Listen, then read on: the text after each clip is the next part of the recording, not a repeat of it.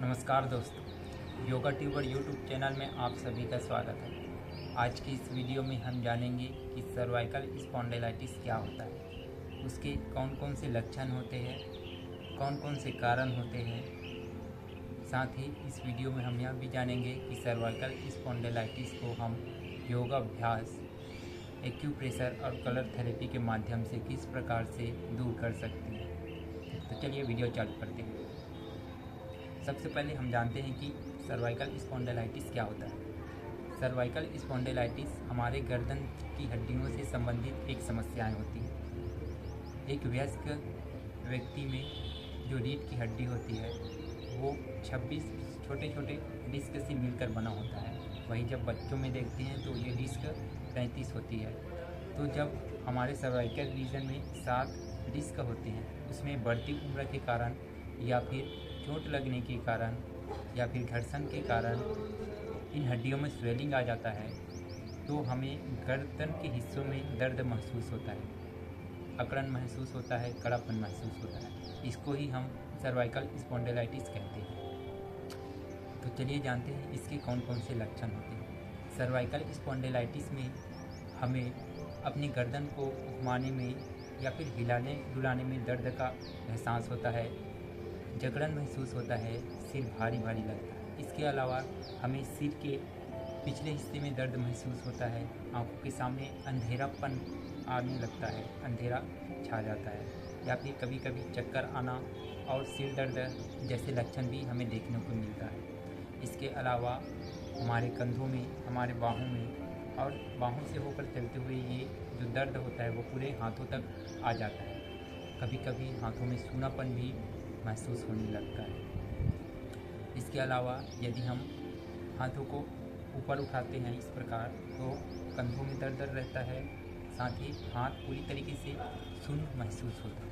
तो इस तरीके के सिम्टम, इस तरीके के लक्षण हमें सर्वाइकल स्पॉन्डिलाइटिस में देखने को मिलता है। तो चलिए जानते हैं अब इसका कारण क्या होता है। तो ज़्यादातर यदि हम डेली रूटीन में सामने गर्दन को सामने झुकाकर काम करते हैं तो इसके कारण भी सर्वाइकल स्पॉन्डिलाइटिस की समस्याएं हमारे सामने होती है। इसके अलावा यदि ऊंचे ऊंचे तकिए यानी पिलो, जो सॉफ्ट पिलो होता है, उसको लगाने से भी हमारे जो सर्वाइकल का जो कर्वेचर है, सर्वाइकल का जो स्ट्रक्चर है, उसमें इफेक्ट पड़ता है। और यदि कोई प्रोफेशन या ऑफिस में कंप्यूटर के सामने बैठकर ज़्यादा समय तक गर्दन नीचे करके, गर्दन झुका के काम करता है तो उसके कारण भी सर्वाइकल स्पॉन्डिलाइटिस की समस्याएं आती है। साथ ही यदि चोट लगने के कारण या गर्दन में खिंचाव होने के कारण भी यह समस्याएं हमारे सामने आ जाती हैं। ज़्यादातर सर्वाइकल स्पॉन्डिलाइटिस जो सर्वाइकल के 7 जो डिस्क होती है उनमें से चौथे, 5वें और 6वें डिस्क में ज़्यादातर देखने को मिलता है। तो चलिए जानते हैं अब सर्वाइकल स्पॉन्डिलाइटिस के लिए हम कौन कौन से योगाभ्यास कर सकते हैं इसके बारे में। तो सबसे पहले सर्वाइकल स्पॉन्डिलाइटिस में हम एक आसन का अभ्यास करेंगे, वो रहेगा वज्रासन। वज्रासन की स्थिति के लिए सबसे पहले हमें इस तरीके से हमारा जो दोनों घुटना है उसको फोल्ड करके इस प्रकार से बैठ जाएंगे। दोनों हाथों को हम अपने घुटनों पे इस प्रकार रख लेंगे। कमर गर्दन पूरी तरीके से सीधा रहेगा। ये होता है वज्रासन की स्थिति। वज्रासन की स्थिति में हमारा जो वर्टिब्रास होती है, हमारा जो रीढ़ की हड्डी होती है, वो पूरी तरीके से सीधा होता है, जिसके कारण हमारा हेड भी सामने की ओर इस तरीके से नहीं झुका होता। हमारा हेड भी स्टेबल होता है, जिससे हमारी जो सर्वाइकल डिस्क की जो डिसबैलेंस होती है या सर्वाइकल वर्टिब्रा की जो कर्वेचर बिगड़ा होता है वो सुधार करने में काफ़ी मदद करता है। तो ये हो गया वज्रासन। आप इसमें स्टार्टिंग में 1 से 2 मिनट बैठने का अभ्यास ज़रूर करें। साथ ही वज्रासन एक पावरफुल योगा आसन है जिसको हम खाना खाने के बाद भी कर सकते हैं। खाना खाने के बाद करने से ये हमारे डाइजेटिव सिस्टम को काफ़ी इम्प्रूव करता है। तो ये हो गया पहला अभ्यास जिसको हमने वज्रासन कहा। इसमें दूसरा अभ्यास रहेगा, वो रहेगा भुजंगासन। भुजंगासन के लिए हमें प्रोन पोज यानी पेट के बल लेट जाना है। तो सीधा हम पेट के बल लेट जाते हैं। इस तरीके से पेट के बल लेट जाते हैं और दोनों हाथों को अपने कंधों के साइड में इस प्रकार से रखते हैं और अपना जो चिन है उसको हल्का सा स्ट्रेच करके रखते हैं इस प्रकार से ज़मीन पर, ताकि हमारे हेड के यानी गर्दन के निचले हिस्से में जो पीछे का हिस्से है उसमें हल्का सा स्ट्रेच आए। इस प्रकार से दोनों पैरों को पास पास रखते हैं, दोनों हाथों को इस प्रकार से ज़मीन पे अच्छे से स्टेबल करके सांस लेते हुए धीरे धीरे बॉडी को अप करते जाते हैं और अपने हेड को भी अप करते हैं, अपनी सिर को भी ऊपर की ओर करते हैं और अपने गले के हिस्से में हल्का सा स्ट्रेच, हल्का सा खिंचाव आने देते हैं। इस तरीके से आप इसमें स्टार्टिंग में 5 से 7 सेकंड देखने का प्रयास करें, फिर सांस छोड़ते हुए धीरे धीरे नीचे, फिर से सांस लेते हुए धीरे धीरे अपर बॉडी को अप करेंगे। भुजंगासन में ध्यान देंगे कि आपका जो नाभि का हिस्सा है, जो नेवल एरिया है, वो ज़मीन के स्पर्श में हो, ज़मीन से लगा हुआ हो और आपका जो हाथ है वो एल्बो से इस प्रकार से फोल्ड हो, हल्का सा मुड़ा हुआ हो और दोनों एल्बो बॉडी से चिपका हुआ हो। अपने चेस्ट को ओपन करें और ऊपर देखते रहें, आंखें बंद कर लें। आपके लोअर बैक में और जो नेक रीजन में स्ट्रेच आ रहा है उसको महसूस करें। कुछ समय तक आप इस अभ्यास में रुकें, फिर धीरे धीरे सांस छोड़ते हुए सामान्य स्थिति में आए। ये हो गया भुजंगासन सर्वाइकल स्पॉन्डिलाइटिस के लिए दूसरा अभ्यास। इसी को हम डायनामिक रूप से भी करेंगे। जब हम डायनामिक रूप से करेंगे यानी गत्यात्मक करेंगे तो हम इस आसन में होल्ड नहीं करेंगे, उसको जब गत्यात्मक करेंगे तो इस प्रकार से सांस लेते हुए आप करेंगे, सांस छोड़ते हुए धीरे धीरे डाउन करेंगे। Inhale up, exhale down, inhale up, exhale down. इस तरीके से डायनामिक रूप से आप इस अभ्यास को 10-10 का 2 सेट कर लेंगे प्रारंभिक स्थिति में। फिर इसी में हमारा तीसरा अभ्यास होगा, वो होगा मकर आसन।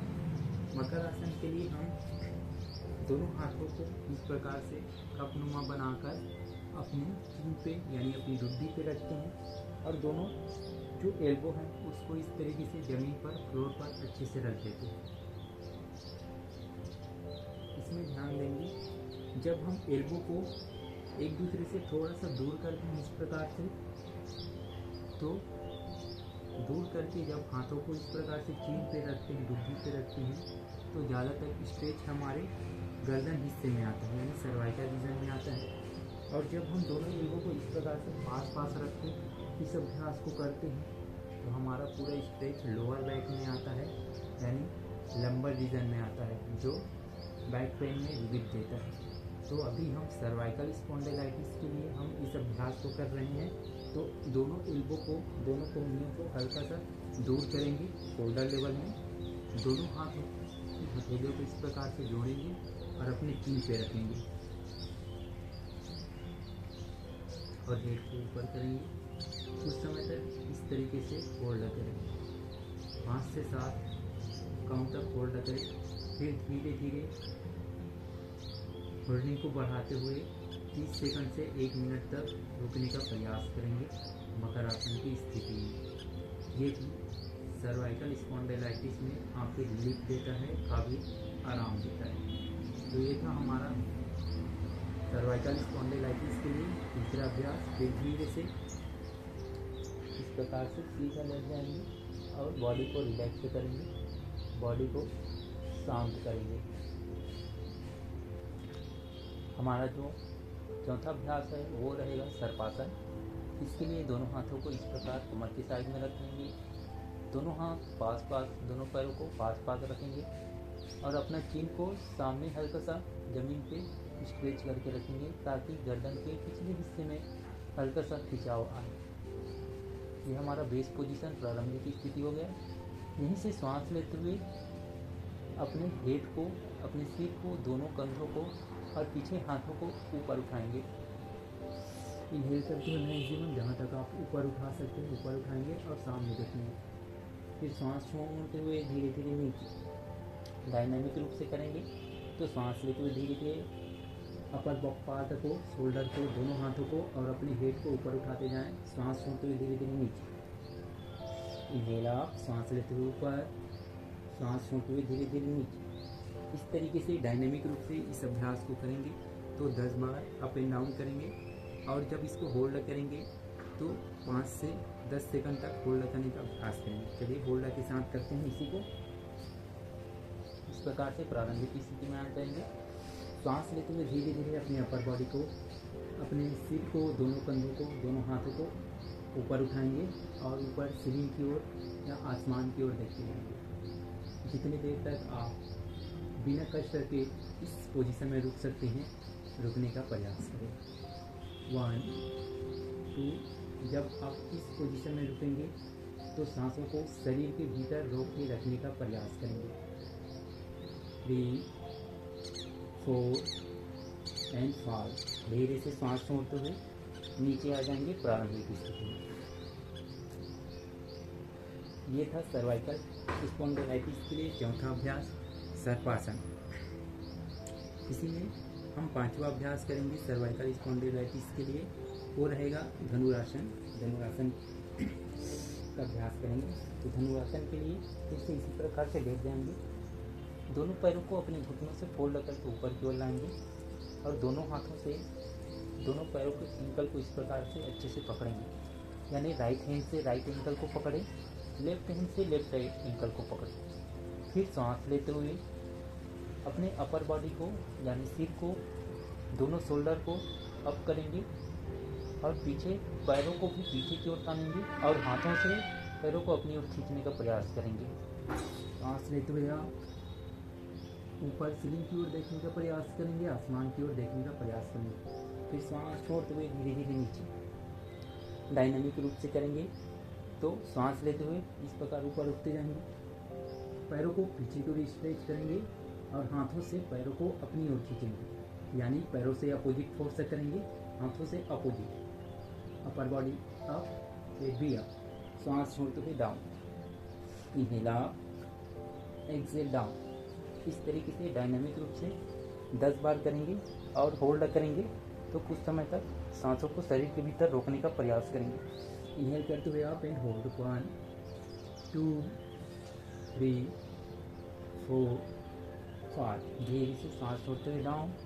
दोनों पैरों को नीचे जमीन पर रख लें, दोनों हाथों को साइड में रखें।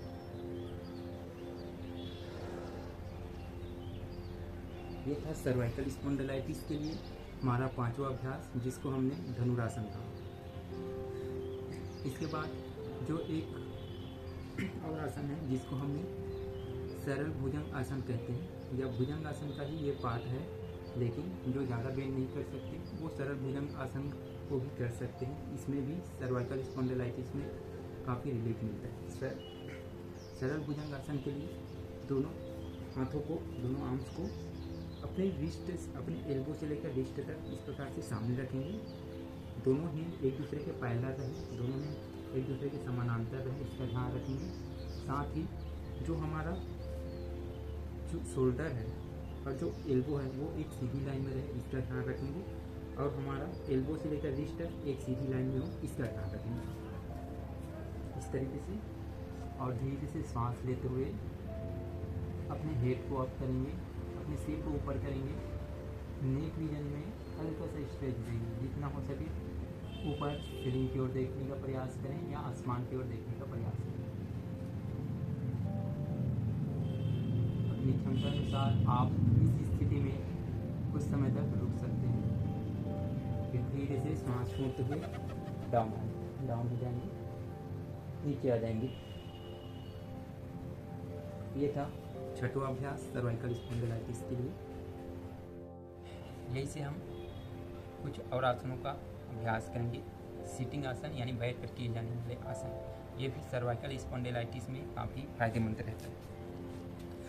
तो धीरे धीरे बैठ कर मार्जरी आसन, दोनों हाथों को इस प्रकार शोल्डर लेवल में दोनों हाथों को सामने ला लेंगे फिर सांस लेते हुए दोनों हाथों को एक दूसरे से दूर लेकर जाते जाएंगे, चेस्ट ओपन करेंगे और हेड को अप करते जाएंगे। इनहेल और आर्च बैक करेंगे और सांस छोड़ते हुए धीरे धीरे सामने। लेकिन आप हेड को पूरी तरीके से इस प्रकार डाउन नहीं करेंगे, आप हेड को अपने सेंटर में लाएंगे, सेंटर में रहेगा, इस प्रकार डाउन नहीं करेंगे।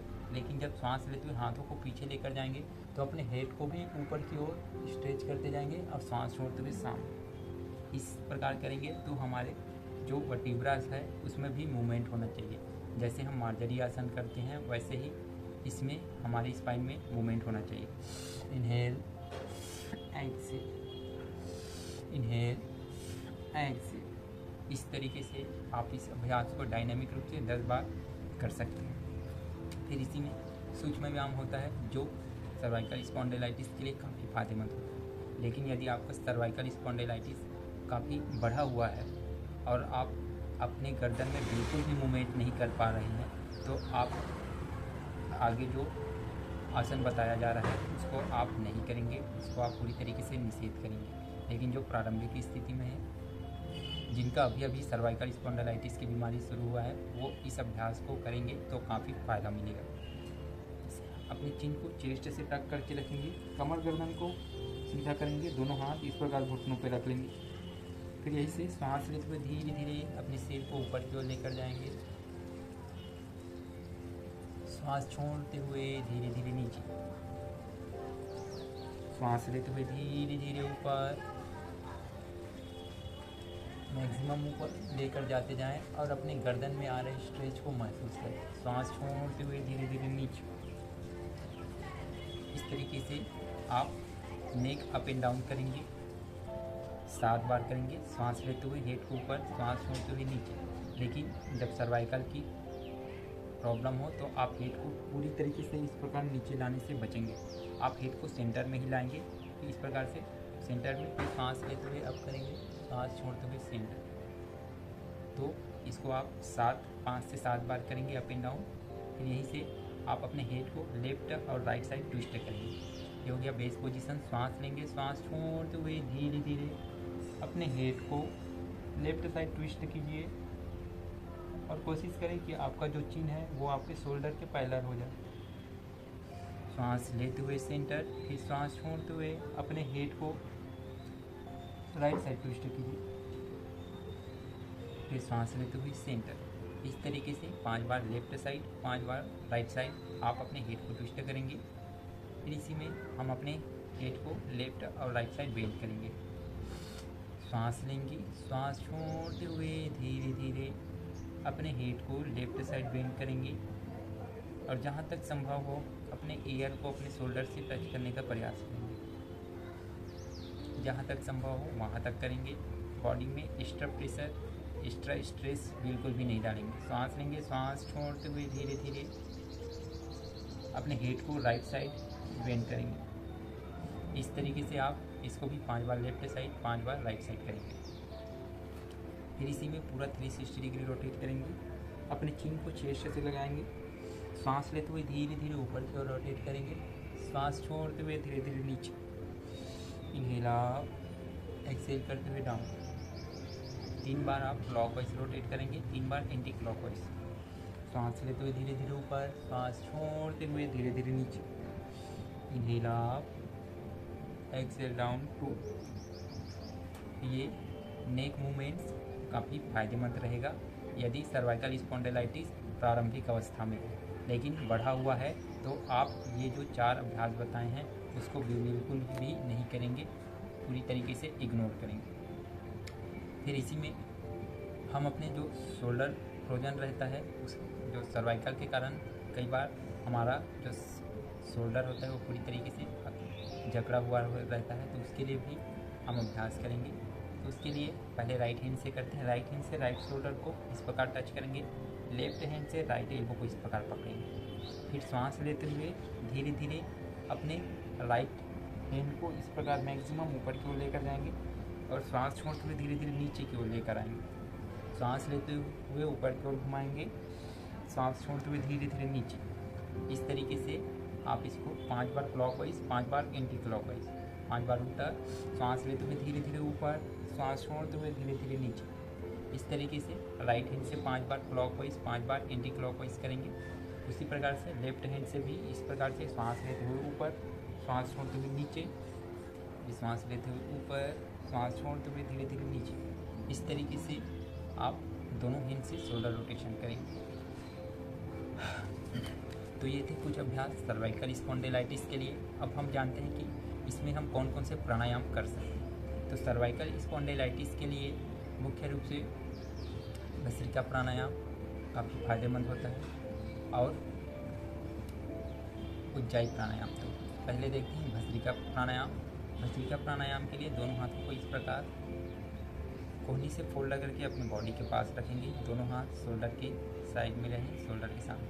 फिर यहीं से सांस लेते हुए दोनों हैंड अप करेंगे, सांस छोड़ते हुए नीचे। Forcefully hand up, inhale up, exhale down, inhale up, exhale down, inhale up, exhale down, inhale up, exhale down. इस तरीके से भस्त्रिका प्राणायाम करेंगे। 20-20 का 3 सेट करेंगे। तेज़ी से सांस अंदर लेंगे, तेज़ी से सांस बाहर छोड़ेंगे। ये रहेगा भस्त्रिका प्राणायाम का अभ्यास। फिर इसी में उज्जाई प्राणायाम। उज्जाई प्राणायाम में बंद लगाने से बचेंगे। आप इस तरीके से हल्का सा अपने गर्दन को प्रेस करते हुए थोड़ा से आवाज़ के साथ सांस अंदर भरेंगे, थोड़े से आवाज़ के साथ सांस बाहर छोड़ते जाएंगे। इस